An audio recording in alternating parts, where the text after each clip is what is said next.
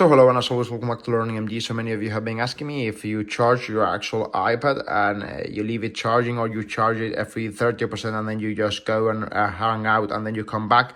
Remember, these batteries are not nickel batteries, they are lithium, and they have optimized charging, meaning that if you leave it one night the whole charging, it will actually optimize the charging. Let's say at 3 a.m. at 30%, then at 6 a.m. the other 30%, and at 8 a.m. before you wake up the extra 30%. It's optimized charging. It will optimize your charging to actually let's say not deteriorate the health of the battery. So just charge it whenever you see fit. Remember, it's not always inclusive healthy charging it every single time to 100%. Just charge it when you have time and use it normally. Just try to not leave it like under the sun, like 33%. Just not leave it charging non-stop in a surface that might catch heat.